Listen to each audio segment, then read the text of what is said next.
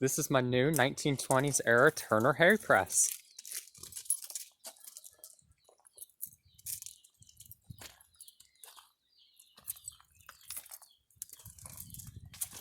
With a 1950s era gas engine on it. It's got compression.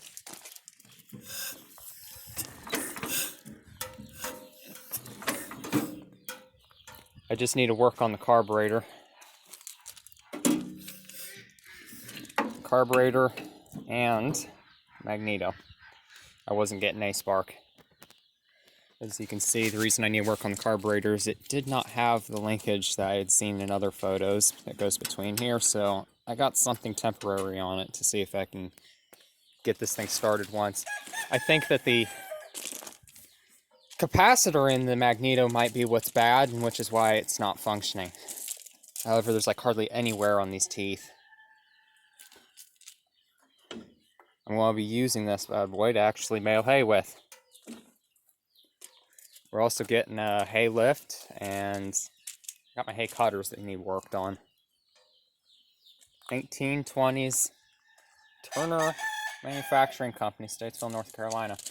These guys were actually apparently a Jeep subsidiary or something like that. So yeah, that's pretty cool. I got the original wood plates that came with this too. Need to do some adjusting. But yeah. The plunger pushes the plate down in between the hay bales, and then over here you stick the stringer wire through the little gaps in the plates and tie the bales together. All of the wheels are tight, there's no play in them. Oh, I left my pliers out last night. Yeah, this is pretty cool.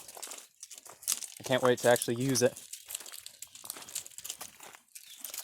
I am not using the original engine though, because the whole point of getting a hay press as opposed to a hay baler is because I wanted something that was non-powered by gas.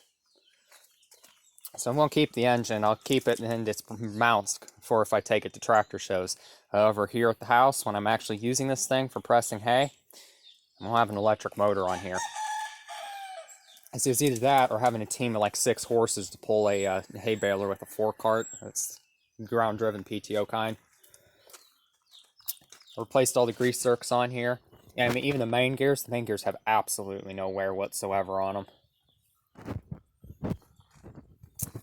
Let's do a little demonstration, shall we? So plunger comes down, presses the hay down in there. The springs on here compress it. Once it's in there, it comes back up and presses it together. Heavy flywheel. From there,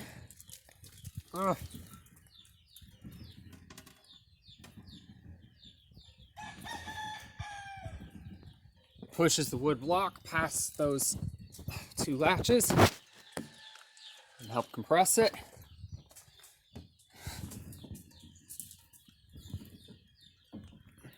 And then it comes back and presses the next batch of hay down. If you have a completed bale, you put your gate up, and the little latches on here will press it down in. Press the wood in.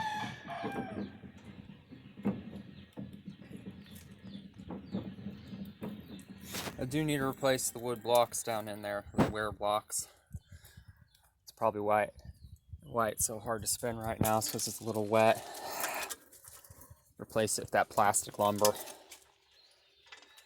Yeah. Turner Manufacturing Company, Statesville, North Carolina.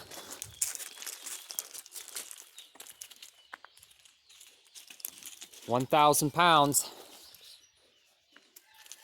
1,000, actually 1,400. Probably more if this engine. The fuel is drawing into the carburetor too. When you crank it over, you can smell it. There's no cap on the magneto gear. So I'll have to make one of those, figure out what to do about... Hi. Yeah, and the fuel hoses aren't leaking either, so that's always nice. Cork is missing in here, so I used a little electrical tape just to seal it shut so it doesn't breathe in dirty air from the outside. I might have to update the air filter. Tires are all good. Looks like they're replaced recently.